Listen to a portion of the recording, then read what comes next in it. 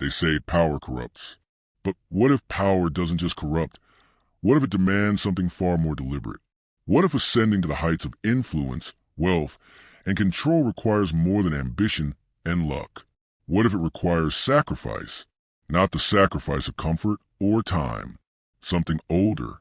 Something that echoes through torchlit chambers and behind locked doors where the uninitiated are never allowed to enter. Rituals. Ancient, symbolic, psychological acts that bind individuals to something larger than themselves and smaller than humanity. This is a story of how the global elite maintain their power not through force or even money alone, but through ceremonies that would seem absurd to outsiders, yet are treated with deadly seriousness by those who participate. This is about the price they pay, the oaths they take, and the traditions they preserve in an age that claims to have outgrown superstition. Welcome to the hidden architecture of power, where psychology meets tradition, where symbolism becomes reality, and where fear is a currency that keeps everyone in line. To understand what happens in the boardrooms and private estates of today's elite, we need to go back, way back, to a time when power was openly ritualistic, when kings claimed divine right, and when secret knowledge was the ultimate form of control. Ancient Egypt. The priests of the mystery schools didn't just lead religious ceremonies. They controlled the entire infrastructure of power. Pharaohs were crowned in elaborate rituals that lasted days, involving purification, symbolic death and rebirth, and oaths sworn before gods that the common people never saw. These weren't mere performances. They were psychological technologies designed to transform an individual's identity. When you participate in a ritual, something changes in your brain. Neuroscience has confirmed what mystics knew millennia ago. Ceremonial acts, especially those involving sensory deprivation, repetition, symbolic gestures, and group participation, actually rewire neural pathways. They create what psychologists call transformative experiences, moments where your sense of self is fundamentally altered.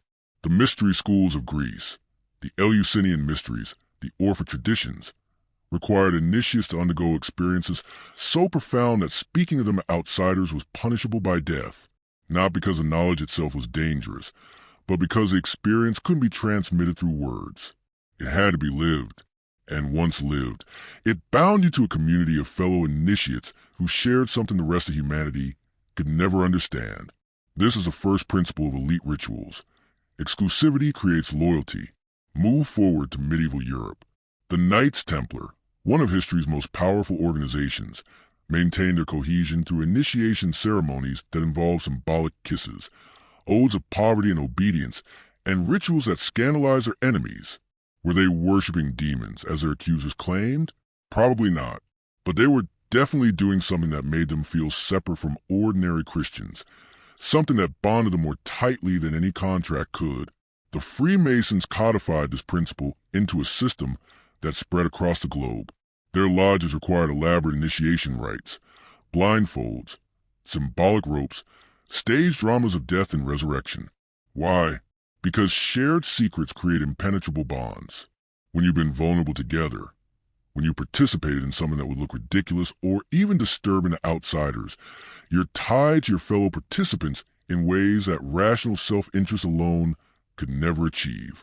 George Washington was a Mason. So were Benjamin Franklin, Winston Churchill, and countless other architects of the modern world. Were they planning world domination in their lodge meetings? Probably not. But they were building networks of trust that transcended normal social boundaries, creating webs of mutual obligation that could be activated when needed. This is the second principle. Ritual creates obligation beyond law. Now here's what most people miss. These weren't primitive societies engaging in superstition. These were often the most educated, most sophisticated people of their time. They knew these rituals were symbolic, but they also knew that symbols have power precisely because humans are symbolic creatures. We don't live in reality. We live in interpretive reality, in meaning-making reality. And rituals are meaning-making machines. When a CEO rings a bell to open the stock market, it's a ritual.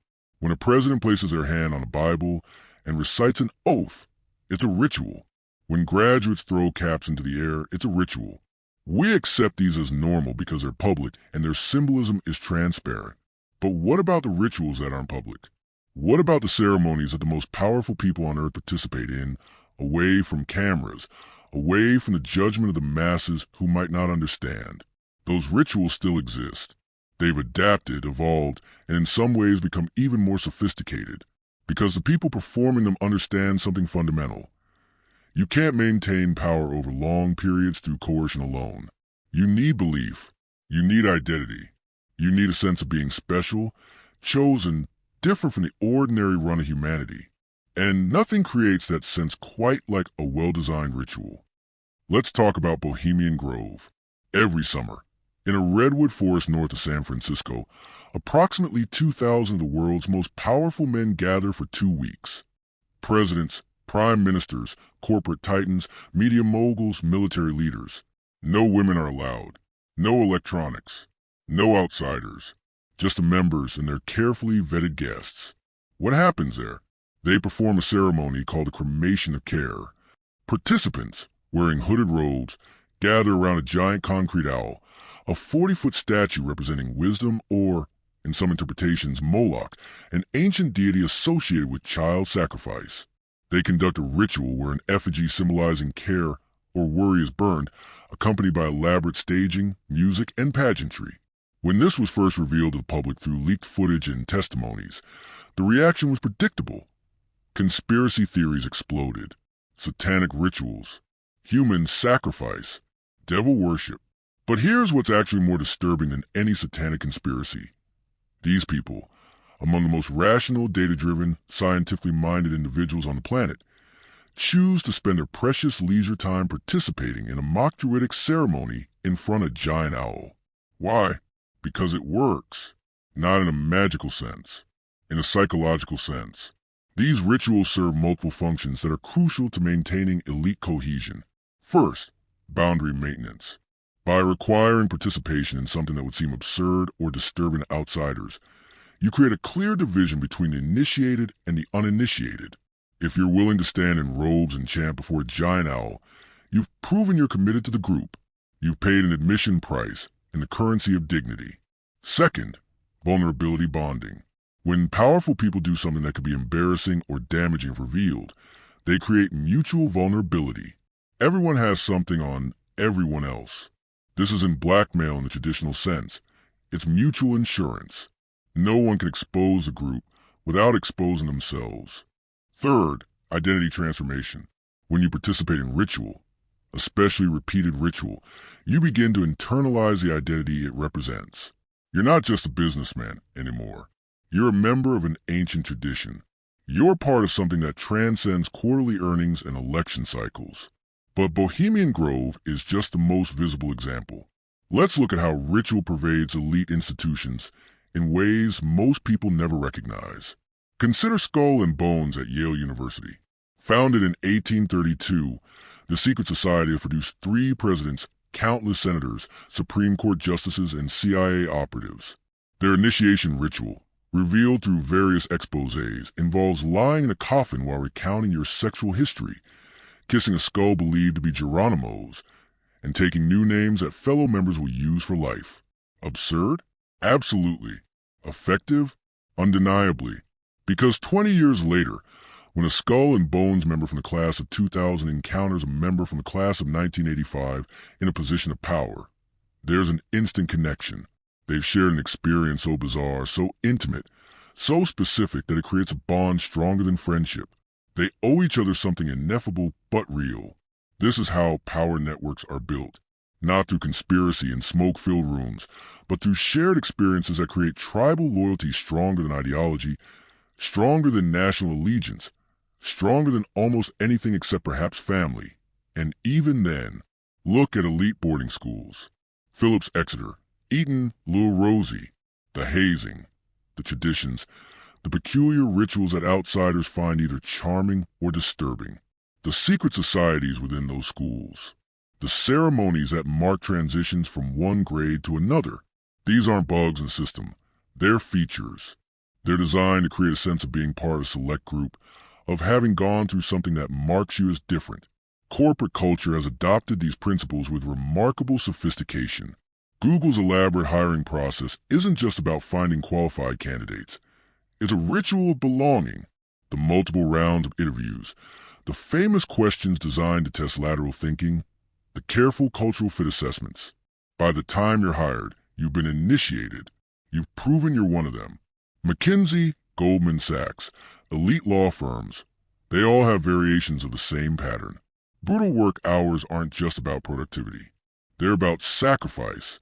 They're about proving your commitment. They're about creating a shared experience of suffering that bonds a surviving cohort together. The political world operates similarly. Think about the oath of office. On the surface, it's a simple legal formality, but watch how it's performed. The staging, the witnesses, the hand on the Bible or other sacred text, the prescribed words that must be spoken exactly.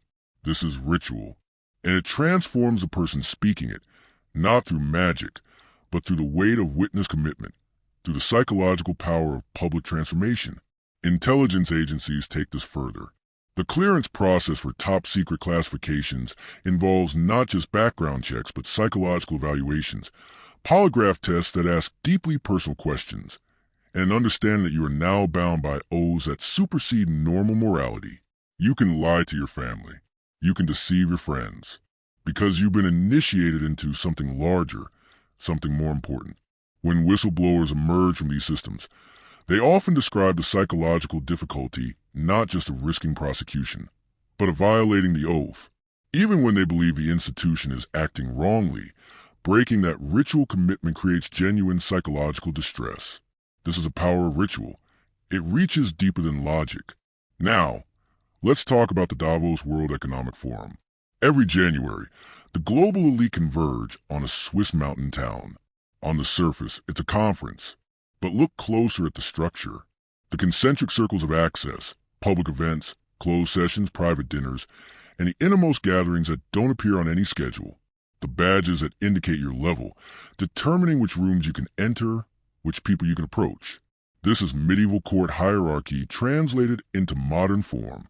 And at the center of it, away from any publicity, the real elite participate in their own rituals. Not robes and chanting. That would be too obvious. Instead, it's a ritual of consensus building, the ceremony of the shared understanding, the unspoken agreements that never appear in writing. When they leave Davos, they don't leave with contracts. They leave with alignment. They participated in the ritual of being important together, of sharing concerns that the masses couldn't understand, of making decisions that will affect billions while feeling the weight of that responsibility in the thin mountain air. Surrounded by peers who understand. This is ritual for the rational age, stripped of obvious symbolism but no less powerful for it. Now we come to the crucial question. Why? These are people who have access to the best education, the finest advisors, the most sophisticated understanding of psychology and human behavior. Why do they continue to participate in rituals that, if examined rationally, often seem absurd? The answer is complex and reveals something profound about human nature and the unique challenges of maintaining power. Let's start with the problem of trust at the top. When you have significant power, everyone wants something from you. Every interaction is potentially transactional. Every friendship might be strategic. Every confidence could be leveraged. You exist in a state of permanent suspicion, where genuine human connection becomes nearly impossible, except with fellow initiates. When you participated in a ritual together, especially one that involved vulnerability or potential embarrassment, you've created a space outside normal social calculation. You've demonstrated that you value membership in this group more than you fear looking foolish. That's a powerful signal. Intelligence agencies have known this for centuries. It's why spy networks often involve ceremonial elements in recruitment. Once someone has participated in a secret ritual, they've crossed a threshold. They can't uncross it. They're in. And being in means they can be trusted in ways that sign contracts and rational incentives can never guarantee. The second reason is identity reinforcement. Power is precarious. Empires fall. Fortunes evaporate. Political careers end. The elite exist in a constant state of anxiety about maintaining their position. Rituals serve as regular reminders that they're part of something larger and more enduring than any individual fortune or position.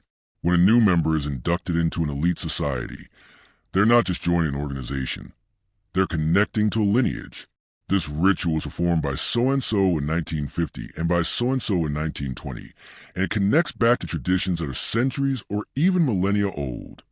Suddenly, you're not just a wealthy person or a powerful politician. You're part of an eternal order. This provides psychological stability in an unstable world. Markets crash, but the society endures. Governments fall, but the lodge remains. Your individual power might wane, but you're always part of the elect. Third, control through revelation. Here's a sophisticated mechanism that many people miss. Elite rituals often involve progressive revelation. The deeper you go, the more you learn. Mystery schools operated on this principle. You'd be initiated into outer mysteries, then inner mysteries, then secret mysteries available only to the most committed members. This creates a powerful incentive structure. You're always moving toward the next level, always believing that just beyond where you currently are, there's deeper knowledge, greater power, more significant secrets. This keeps members engaged and obedient. You don't want to risk exclusion when you're so close to the next revelation. Modern elite institutions use this brilliantly. The junior partner believes the senior partners know something they don't. The senior partners believe the board members have access to deeper knowledge. The board members believe there's an inner circle with the real information. And everyone keeps performing their role, keeps following the rules, keeps maintaining the system, because they believe they're working toward eventual admission to the innermost sanctum. But here's the secret. Often there is no innermost sanctum. Or if there is, it contains nothing more profound than what's at the previous levels. The structure itself is a control mechanism. The belief in hierarchical knowledge is more powerful than the knowledge itself. Fourth, the management of guilt. Let's be direct. Maintaining significant power in a world of vast inequality requires either sociopathy or psychological mechanisms that allow you to live with the contradiction. Most elite individuals aren't sociopaths. They're humans who love their children, care about their friends, and have some level of conscience. Rituals help manage this cognitive dissonance. When you participate in ceremonies that mark you as special, chosen, pardon-elect, it becomes easy to justify your position. You're not just lucky or ruthless, you're selected. The ritual proves it. You underwent the initiation. You earned your place through something more than mere wealth or connections. This is why many elite rituals involve elements of ordeal or sacrifice. You had to endure something. You had to prove yourself. Therefore, your position is legitimate. The private school hazing, the brutal associate years of the law firm, the initiation ceremony that tested your commitment. These create a narrative where your privilege was earned, not inherited or seized. It's a sophisticated form of self-justification. And it works. Fifth, the weaponization of the absurd. Here's a subtle but brilliant aspect of elite ritual. The more absurd it is, the better it works as a filter and a bond. If initiation into an elite society involved simply signing a membership agreement and paying dues, it would attract anyone with money. But if it requires standing in a cemetery at midnight, reciting nonsense syllables, and pretending to summon ancient spirits, it filters for a particular type of person. Someone who values membership enough to temporarily suspend their dignity. This is actually a feature, not a bug.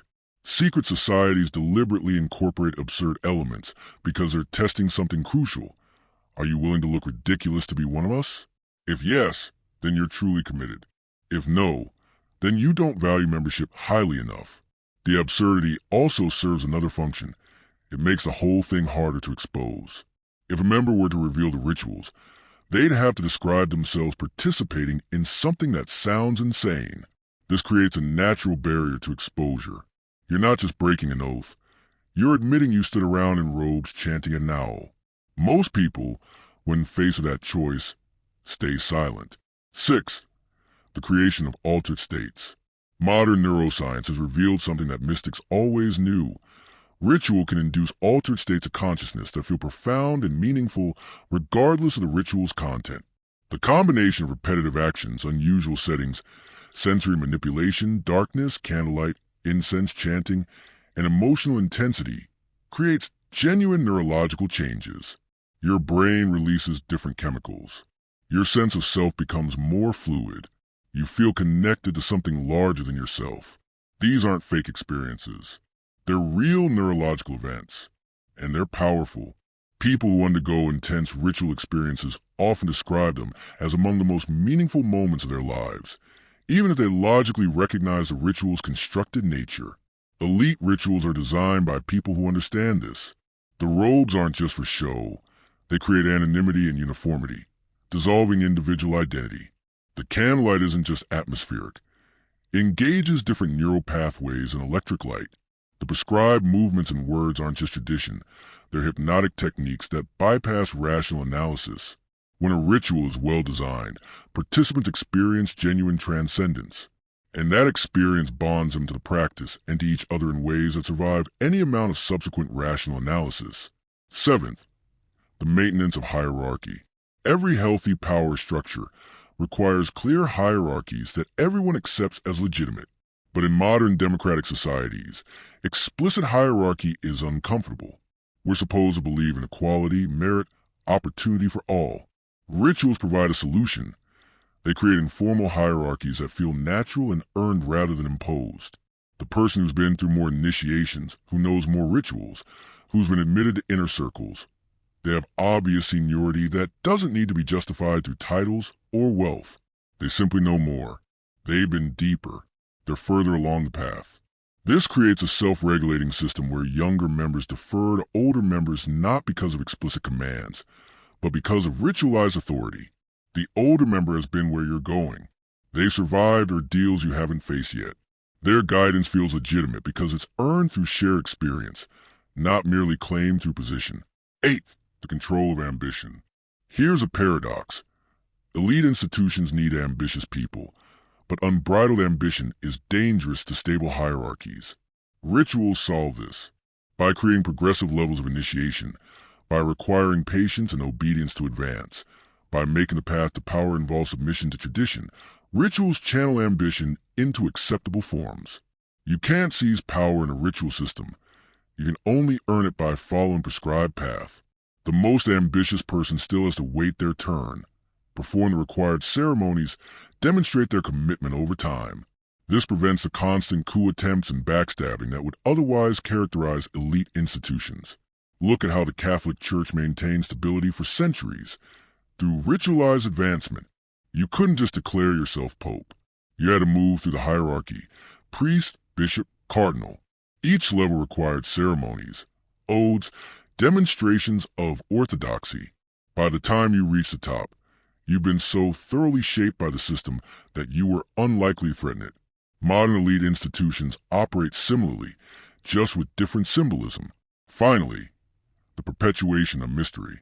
Power is most effective when it's partially hidden. Complete transparency makes power vulnerable to challenge.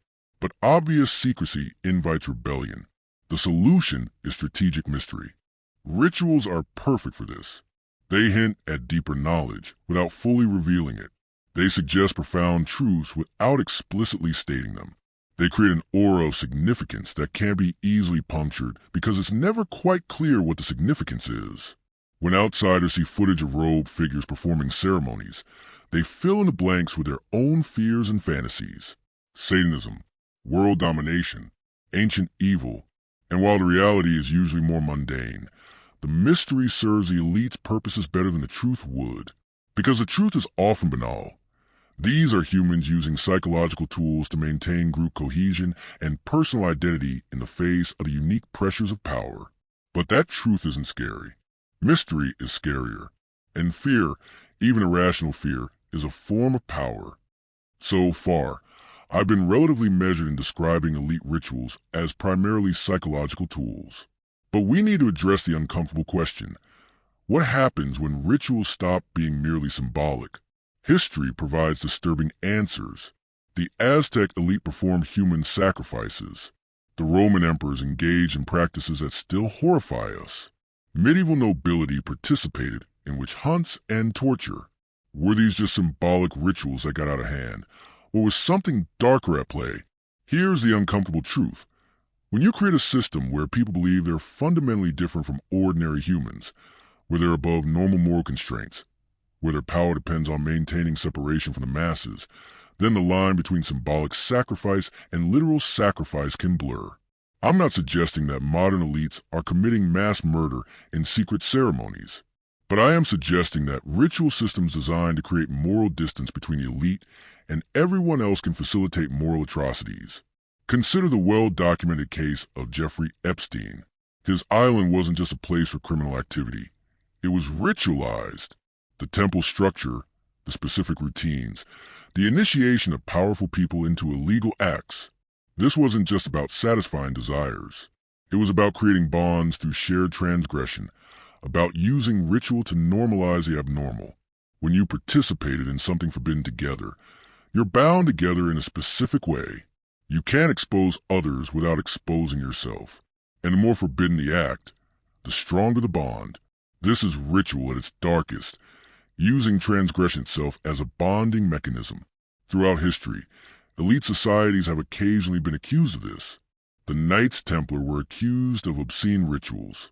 The Hellfire Club in 18th century England was said to engage in satanic practices and orgies. The Freemasons have faced endless accusations of occult activities. Most of these accusations were probably exaggerated or false, but some weren't. Some elite groups have used forbidden acts as initiation precisely because they create unbreakable bonds. The psychological principle is sound. If you want to ensure absolute loyalty, have members commit acts they can never admit to. Then they're bound to the group forever, because leaving means either lying about their past or confessing to atrocities. This is where ritual transforms from social technology into control mechanism. And here's what's most disturbing. The participants often don't see themselves as evil. They see themselves as special, as beyond conventional morality, as serving some higher purpose that justifies extraordinary means. When you've been through years of rituals teaching you that you're different, that you're chosen, that normal rules don't apply to you, then acts that would horrify ordinary people can seem justified. The ritual framework has prepared your psychology to accept what you might otherwise reject. This is why ritual can be dangerous. It's not just about building community and identity. It's about shaping what you believe is acceptable. Intelligence agencies understand this explicitly. MKUltra, the CIA's mind control experiments, involve using ritual and repetition to break down individuals' moral frameworks and rebuild them. Torture programs have used ritualized abuse to create compliance. These aren't conspiracy theories. These are documented historical facts. The elite have access to sophisticated understanding of how ritual and trauma can shape human consciousness. And sometimes that knowledge is weaponized. Now, let's talk about something even more controversial. Do some elite groups actually believe in the supernatural? The rational mind wants to dismiss this. These are educated people, scientifically literate, technologically sophisticated. Surely they don't actually believe in magic or demons or ancient gods. But here's the thing, belief is complicated. You can intellectually know something is symbolic while emotionally experiencing it as real. You can understand that a ritual is theatrical while still feeling genuine transcendence during it.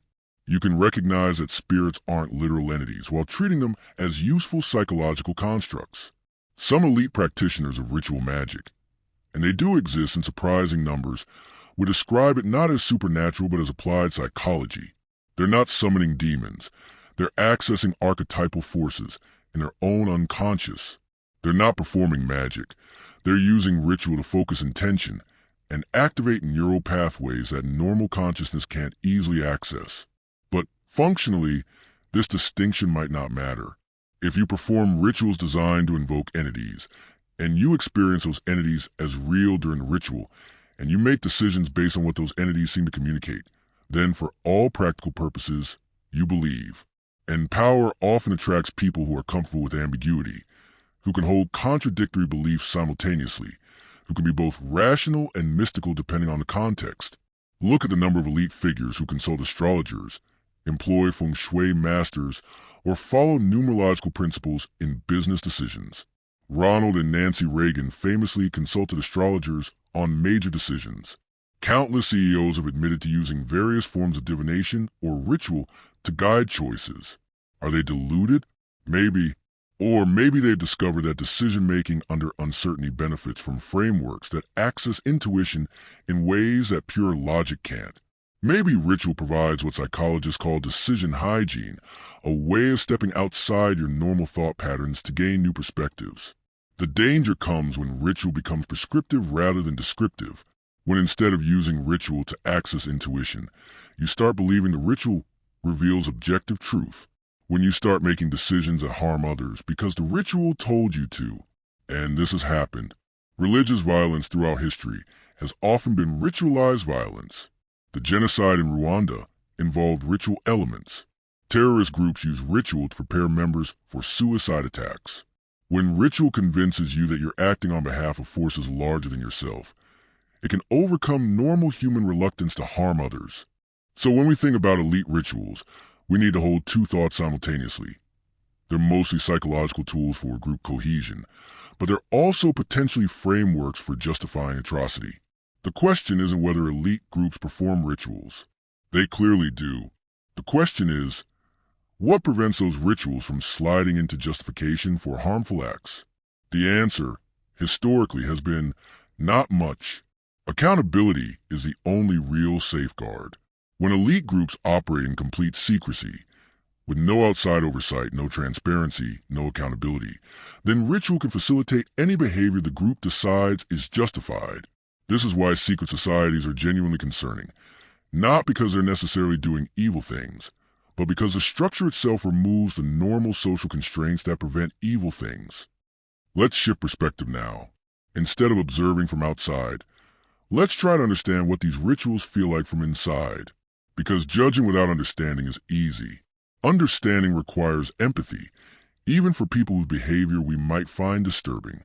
Imagine you're a young person born into significant wealth or power. From birth, you're treated differently. People defer to you. Your choices have unusual weight. Your family name opens doors that others can't even approach. But you're also isolated. Your peers aren't really peers. They're positioned relative to your family's power. You can never be sure people like you or what you represent. Trust becomes complicated. Friendship becomes strategic, even when you don't want it to be. Then you're sent to an elite institution, a boarding school, a university with exclusive societies, a family business with its own traditions. And there you encounter ritual. At first, it might seem silly. Robes, ceremonies, prescribed words. But then you participate, and something unexpected happens. For the first time, you're genuinely equal to others in the room. Everyone is wearing the same robe. Everyone is speaking the same words. Everyone is undergoing the same ordeal. Your family name doesn't matter in this moment. Your wealth doesn't matter. What matters is your commitment to the shared experience. This is profoundly relieving.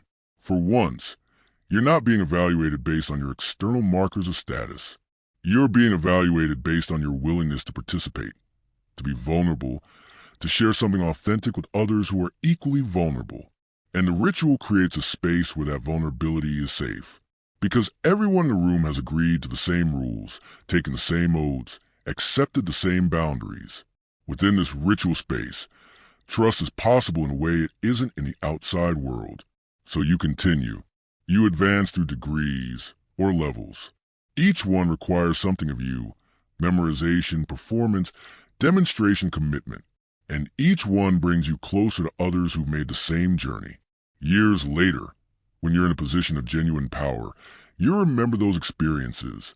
You remember feeling connected to something larger than your individual ambition. You remember the sense of belonging that had nothing to do with wealth or status and everything to do with shared initiation. And when you encounter another initiate, there's instant recognition.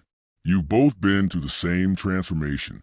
You share a language, a set of references, an understanding that doesn't need to be spoken. This creates loyalty that business relationships alone could never generate. Now, from inside this experience, the ritual doesn't seem strange. It seems like the most natural thing in the world. Of course you need shared symbols and ceremonies. Of course you need boundaries between initiated and uninitiated. Of course you need progressive revelation and hierarchical knowledge. Because without it, you'd be drowning in a sea of transaction and suspicion. The ritual provides structure, meaning, and connection in a world that otherwise reduces everything to power dynamics and calculation.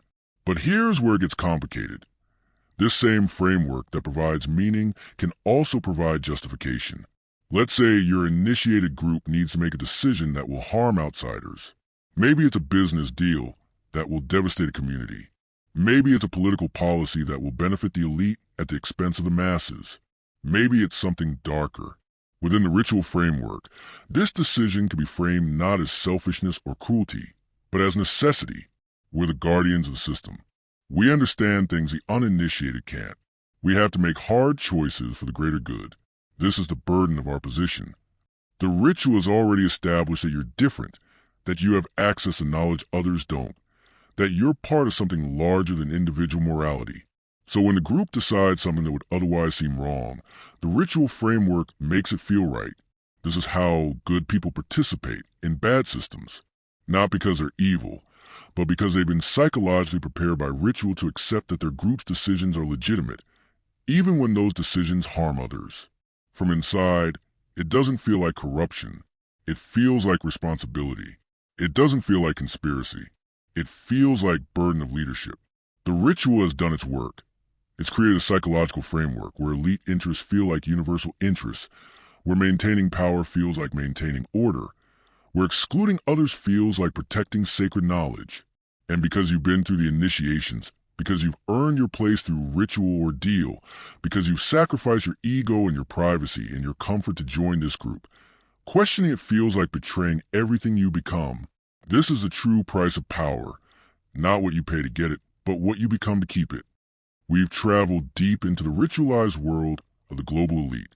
We've seen how ancient practices persist in modern forms. We've understood the psychological mechanisms that make rituals so effective at building loyalty and shaping identity.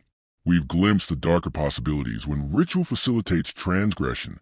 Now we come to the final question. What does all this mean? To the uninitiated, elite rituals seem like madness. Grown adults, highly educated and successful, standing in robes and performing ceremonies that would look absurd if filmed and broadcast. Powerful people consulting astrologers and engaging in symbolic acts that have no rational justification. But to the initiated, this is order. This is how power has always been maintained. This is how trust is built in high-stakes environments. This is how identity is formed and preserved across generations. This is how the chaos of ambition and competition is channeled into stable hierarchies. Both perspectives are true. The rituals are absurd, judged by purely rational standards. But they're also functional, judged by the needs of power maintenance. They're psychologically sophisticated tools dressed in archaic symbolism. What we're really looking at is a fundamental tension in human nature. We're rational creatures who need irrational frameworks to function. We make decisions based on logic, but we need meaning to sustain motivation. We organize through explicit rules, but we bond through shared mystery. Elite rituals are simply the clearest expression of this tension. They're what happens when the people with the most power and education and resources apply sophisticated understanding to the ancient human need for belonging and transcendence. The question for the rest of us is, should we be concerned? The answer is complex. On one hand, every human community uses rituals. Families have traditions. Nations have ceremonies. Religions have practices. Rituals themselves aren't inherently problematic. They're how humans create meaning and connection. On the other hand, when rituals are used to maintain extreme power inequality, when they facilitate decisions that harm the powerless, when they create psychological frameworks that justify atrocity, then yes, we should be very concerned. The problem isn't that the elite perform rituals. The problem is that those rituals often serve to insulate them from accountability, to create moral distance from the consequences of their decisions, to build exclusive networks that extract wealth and power from the broader society. Transparency is the antidote, not complete transparency. Some privacy and confidentiality are necessary for any healthy institution, but enough transparency to ensure accountability. When elite groups can operate in complete secrecy, when their rituals and decisions are entirely hidden from public scrutiny, when there's no mechanism for challenging their consensus, then ritual becomes a tool of oppression rather than community building. The solution isn't to eliminate elite rituals. That's probably impossible and maybe not even desirable. The solution is to ensure that whatever decisions emerge from those ritualized spaces are subject to democratic accountability, legal constraint, and moral scrutiny. Ritual can create profound experiences and genuine community, but it can also create echo chambers where elite consensus becomes disconnected from reality, where power perpetuates itself without regard for its effects on others. The price of power shouldn't be borne only by those who seek it. Too often, it's borne by everyone else. So as we conclude this journey into the hidden architecture of elite power, we're left with a challenge. How we preserve the legitimate human needs that ritual serves for meaning, connection, transcendence, belonging, while preventing ritual from becoming a mechanism for maintaining unjust power structures. How do we allow people to form deep bonds and shared identities without those bonds excluding everyone else from justice and opportunity? How do we honor the psychological truth that humans need mystery and ceremony, while insisting on transparency and accountability, where those ceremonies intersect with power over others? If you want answers to this, kindly hit the subscribe button to see more of this in-depth, insightful stories.